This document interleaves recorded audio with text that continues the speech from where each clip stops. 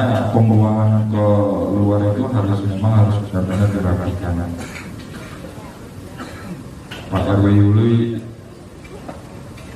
salah satu RW yang memiliki karakter luar biasa. Selamat malam dan salam sejahtera buat kita semua. Yang saya hormati Bapak Lurah Kalian beserta Pak Kasih Bang, Ketua Panitia, yang saya acungkan dua jempol atas upayanya yang sudah berusaha semaksimal mungkin dari mulai proses Bapak Tri Budi Harjoko, matur suwun Pak atas kehadiran beliau pada acara pemilihan dan pelantikan ini.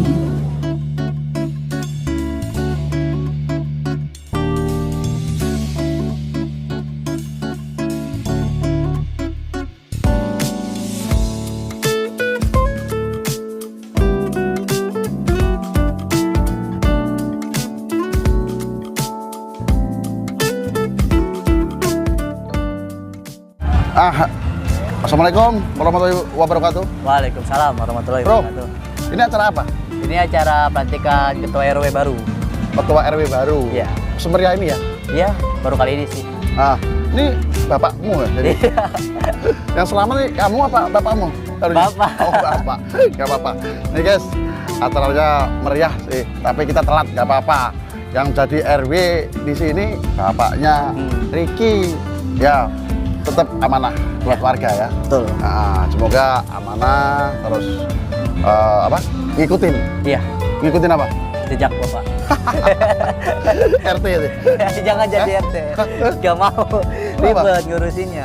Tapi kan amanah juga, ibadah. Ya, tapi kan ngurusin RT-RT nggak gampang, apalagi jadi RW. Oh, apalagi RW ya. Iya, berat juga ya. tanggung jawab. Tapi ya gimana sih seorang RW bisa dipilih sama warganya? Berarti kan buat panutan ya. Iya, benar. Tentunya ya. Lebih fokus ke warga apa ke anak? Warga utama sih. Karena Bukan anak utama. enggak. Warga dulu aja. Warga dulu baru anak ya. Iya. Gak apa-apa, sama ya. Ini alhamdulillah jadi Pak Joko Mulyono selamat sudah jadi RW di Kebalen selama berapa dekade? Kurang tahu belum. Kurang tahu ya. Bongkar amanah terus bisa membantu melayani warga. Iya. Ya, gitu ya. Pak Regi ya. Ya. Ya. Assalamualaikum. Waalaikumsalam.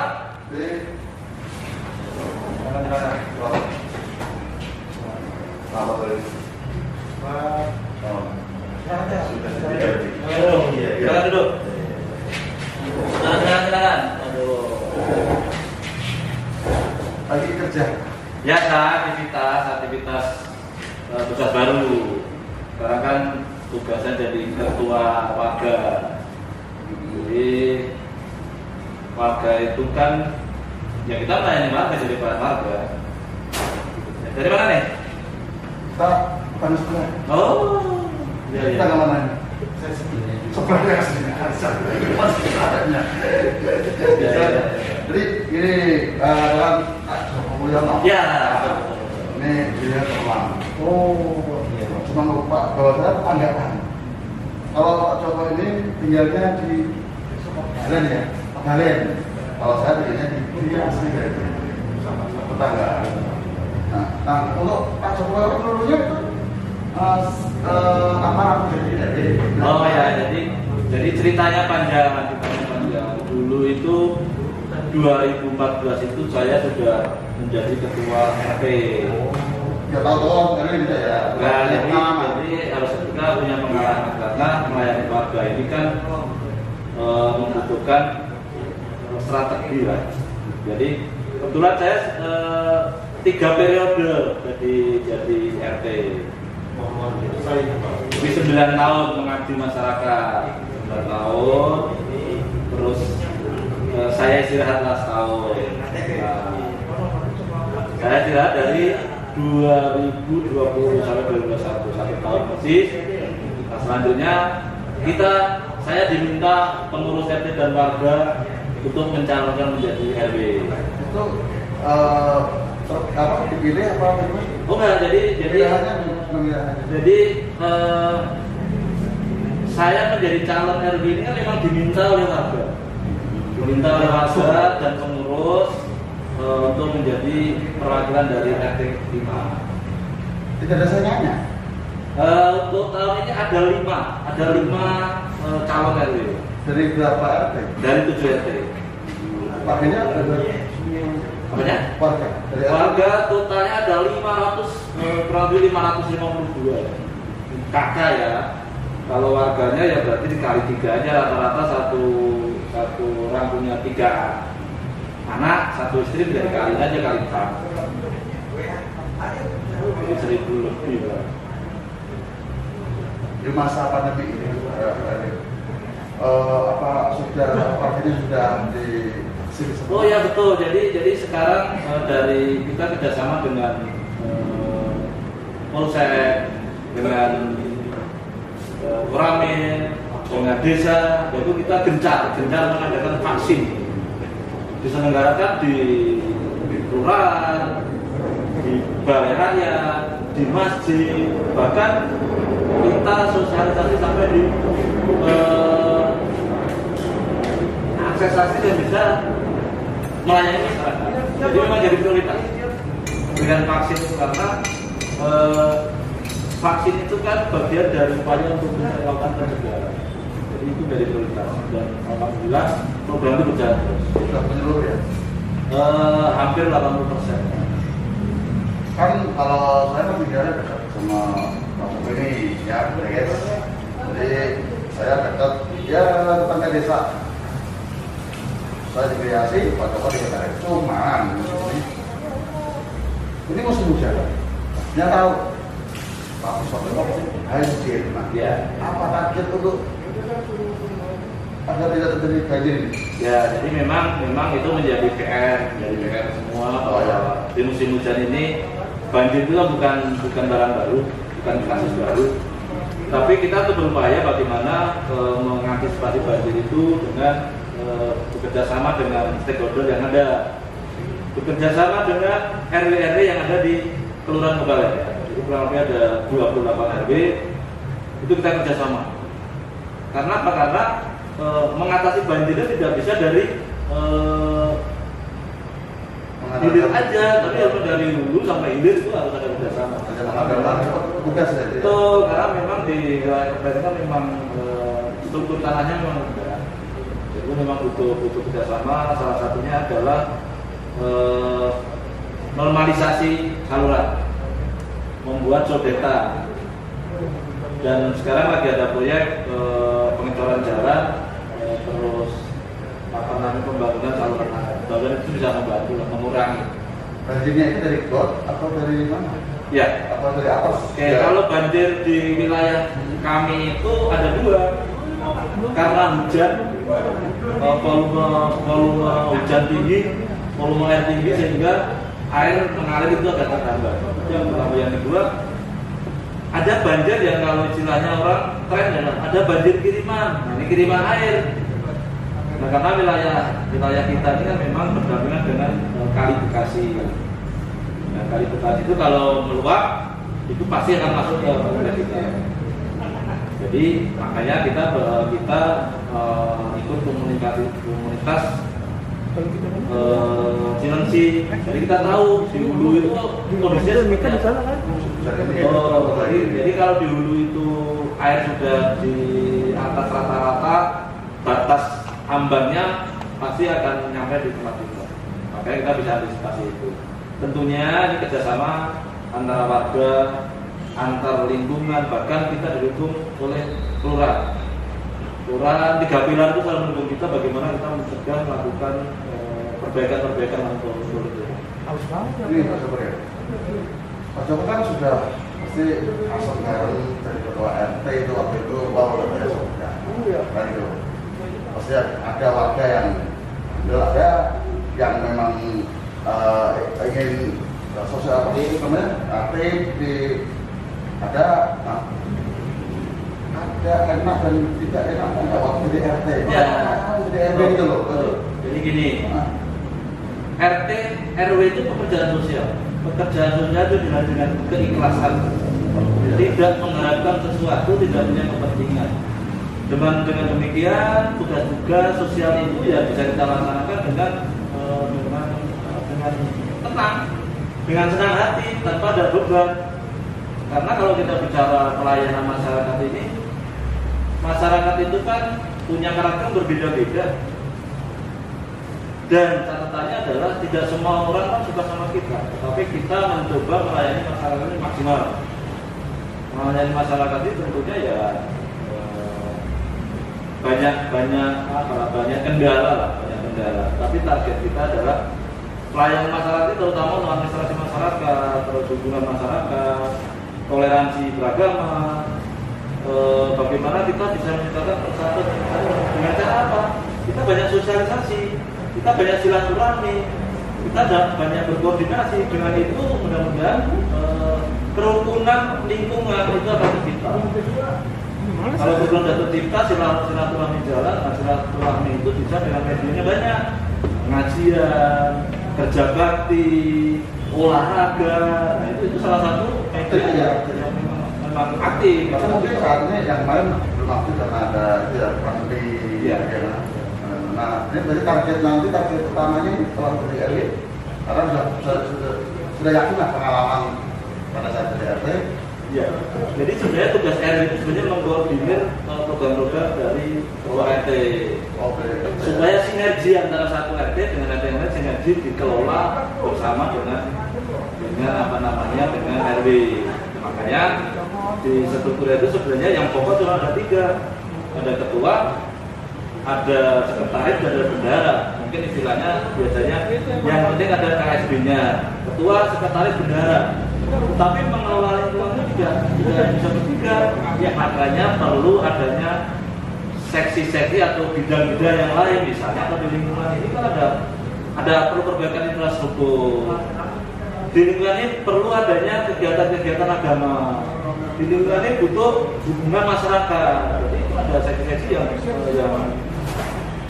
ditargetkan bisa mengkoordinir, mengkomunikasikan antar RT, antar warga. Makanya rukun warga itu memang bagaimana bisa semua warga ini bersatu padu bekerjasama dengan RT, rukun tetangga. Rukun tetangga berjalan baik, rukun warga kan dengan dirinya akan berbaik menjadi satu target bahwa ada kerukunan, ada persatuan, ada silaturahmi, ada toleransi. Kira-kira gitu. Yang pernah jadi kendala untuk RT? Pernah? Banyak.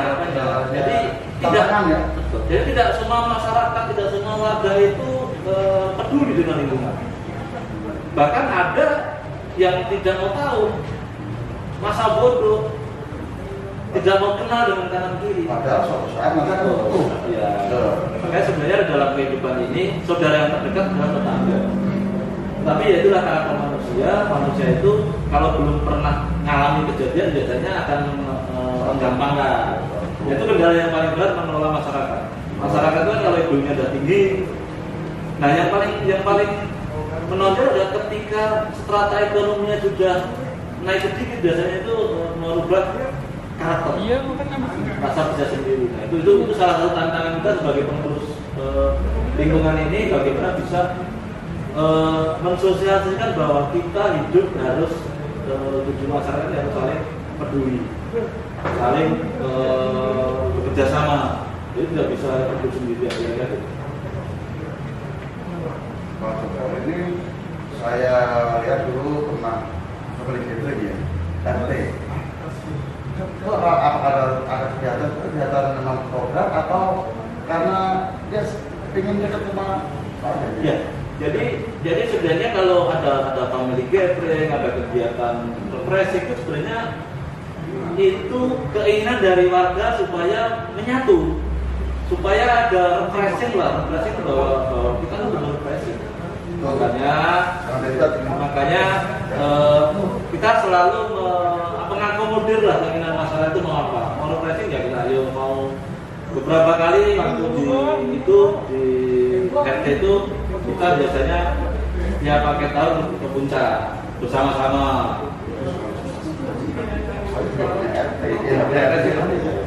Belum sama gitu. Cuma ke pos itu susah. Ya ini Pak RW ini makanya pilih lagi. Tapi kok semua jangan-jangan ada yang lain gitu. Pak RW apa ada itu maksudnya suami sih? Ya. Jadi Hubungannya dari istri bagaimana? jadi sebenarnya ketika kita bekerja sosial itu kata kuncinya satu, kita ibadah. Ibadah itu bukan hanya kita memberikan rezeki kita infak ke masjid, tapi ibadah itu melayani masyarakat, menyenangkan masyarakat itu ibadah. Dan bahkan sampai 9 tahun saya jadi RT itu saya bilang bahwa pelayanan administrasi itu tidak mengeluarkan biaya, free. Karena apa? Tugas kita melayani masyarakat. Melayani masyarakat itu kita pengurus senang kalau masyarakat mau mengurus administrasi. Bisa jadi masyarakat nomor 1, kalau nomor 2. Bisa jadi seperti itu. Bisa. Karena memang prioritas ketika kita sudah menerima amanah, konsekuensinya pasti ada. Konsekuensi terhadap keluarga, konsekuensi terhadap diri kita sendiri. Kadang-kadang kita lupa. Kita setiap malam ngawasi targetnya apa supaya warga kita nyaman, warga kita nyenyak tidur, tidak terjadi apa-apa. Nah, hal seperti itu memang ketika orang itu tidak punya kepentingan pribadi itu tidak akan berat. Apa maksudnya kepentingan pribadi? Ya kepentingan pribadi biasanya kan finansial, nyari finansial. Kepentingan pribadi, kepentingan pribadi itu pasti tidak akan berat. Ya, ketika kita melayani masyarakat, kata kuncinya adalah kita ikhlas beribadah. Ibadah itu ya, yang ibadah itu bisa kita lakukan, tapi yang menentukan diterima atau tidak kan yang kuasa. Manusia ini hanya berupaya melakukan ibadah dengan cara banyak kayak gitu. Oh, guys. Jadi di sini RT RW itu Fitra Raya itu jabatan yang paling mulia. Ya, di sela-sela kita mau istirahat, pulang kerja, kerja pribadi masing-masing. Pak RT, Pak RW sama juga seperti Anda, ya perlu istirahat juga. Tetapi itulah namanya pimpinan di RT, maka pulang ke rumah baru mau manggil Pak RT, Pak RW ada gitu. Jadi bapak ibu tetap mendukung RT RW. Nah, ini tingkat kriminal, karena di sana kan ada masalah sekali. Buatnya ini. Iya ada pasar di ramai dia cuma jalannya rusak sama sehingga gitu. Tapi kemudian pada semua ada tanah air ada terus. Ya, jadi memang di teritorial lingkungan kita memang variatif lah kalau kriminal. Kebanyakan memang kriminal itu kan ketika kita lengah ya disitulah untuk kriminal. Yang paling sering terjadi adalah pencurian. Pencurian bisa dilakukan siang atau malam. Karena apa? Kenapa bisa terjadi pencurian? Karena tidak adanya kepedulian dari masyarakat. Artinya apa? Ya keamanan itu tanggung jawab kita bersama. Jadi definisinya adalah barang-barang yang berharga silakan jangan taruh di dalam, jangan taruh di luar. Mentang-mentang ada satpam, mentang-mentang ada apa kalau Mas Samet? Keamanan. Kalau ada ini udah saya pikiran ini bukan Jadi itu ketika barang-barang berharga kita ditaruh di luar atau bahkan kita tidak pernah peduli dengan barang-barang kita, ya tentunya itu akan mengakibatkan tindakan kriminal. Dan memang tidak mudah, kriminal itu tidak mudah diatasi tanpa kerjasama, tanpa kepedulian dari semua warga. Artinya itu keamanan adalah tanggung jawab bersama. Keamanan bukan hanya tanggung jawab security yang ada di komplek. Keamanan bukan tanggung jawab perorangan, jadi tanggung jawab bersama. Ketika satu lingkungan semuanya sudah peduli kait dengan keamanan, insya Allah mudah-mudahan pelaku juga tidak akan berani. Ada mungkin sebenarnya lagi apa sudah tidak apa itu pemasangan CCTV? Iya. Ada. Jadi ada beberapa lingkungan sudah dilakukan tetap dipasang CCTV, tapi perlu diketahui bahwa CCTV itu kan bukan jaminan bahwa keamanan atau kriminal tidak terjadi. CCTV itu bisa digunakan untuk pengawasan, digunakan untuk penyidikan kalau terjadi kriminal. Tetapi kadang-kadang masyarakat kita lupa ketika sudah pasang CCTV seakan-akan sudah merasa aman, tidak mungkin terjadi. Realitanya adalah CCTV ada pun ada beberapa kriminal yang masuk. Nah, hal lain adalah kadang-kadang salah dalam memilih CCTV sehingga tidak maksimal, tidak setikakan untuk dilakukan penyidikan, tidak bisa digunakan karena ketika tunjuk itu pecah, udah jadi artinya ya sia-sia. Perawatannya juga kadang-kadang nggak perlunya. Nah, tadi itu guys, kita bercerita sedikit ya kan tentang Pak Joko ya, dari warga kemudian yang sangat tinggi sekali ya, jadi RT seperti apa kita tahu. Yang pada saat itu Pak RT udah ayo bersih dulu, kasih perizinan semua. Ternyata bukan hanya ekonomi saja tidak, tapi kita sama-sama ya di sini Pak Joko kasih teman-teman saya mungkin isinya, mungkin juga saya sendiri, saya mau jadi calon RT RT ya, gimana sih jadi RT itu gimana ya, ini mulu nggak apa-apa yang lain. Oke, jadi gini, jadi ketika kita mau mengabdi sosial, ketika kita mau bekerja sosial, kata kuncinya adalah kita harus ikhlas. Satu, yang kedua ada konsekuensinya. Konsekuensi itu macam-macam, konsekuensi waktu, konsekuensi tenaga, konsekuensi biaya, dan itu tidak bisa lepas dari kegiatan sosial.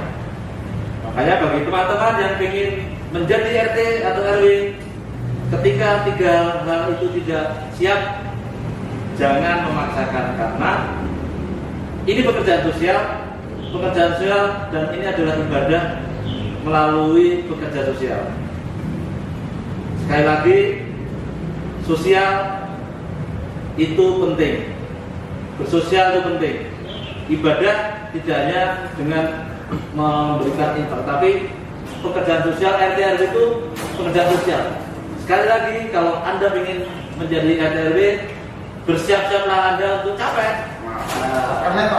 Mental di komplain warga, diomongin warga. Gimana lagi istri? Itu. Dan biasanya ribut dengan istri kita. Karena kita nggak pernah di rumah. Setiap malam kita harus muter bersosialisasi. Bahkan kadang-kadang kita lupa makan. Pahlawan ada jasa ya. RT jadi begitulah suka duka jadi itu. Baik, terima kasih. Kita langsung selesai. Terima kasih Pak Joko sudah ngasih. Oh, ada satu lagi. Saya punya slogan untuk saya menjadi RB ini, yaitu bahwa seorang RW atau pengurus itu harus memberikan respon terhadap apapun yang ada di lingkungan kita. Jadi yang kita merespon. Berarti RW 24 jam. 24 jam. Itu 24 jam. Terus Mas. Yang kedua, kita harus komunikasi bagus, komunikatif terhadap lingkungan, komunikatif terhadap masyarakat. Tidak pilih-pilih. Jadi kita harus bisa masuk ke dalam seluruh lapisan komunikatif. Yang terakhir, kita harus memberikan informasi yang akurat terhadap masyarakat, supaya tidak terjadi miskomunikasi informasi yang dari Tuhan sampai ke tingkat masyarakat harus sama. Makanya tim saya itu punya slogan responsif, komunikatif dan akurat. Kira-kira begitu. Dan buat subscriber saya, jangan lupa like, subscribe dan komen. Di mana channelnya? Suwoto Protego. Wassalamualaikum warahmatullahi wabarakatuh.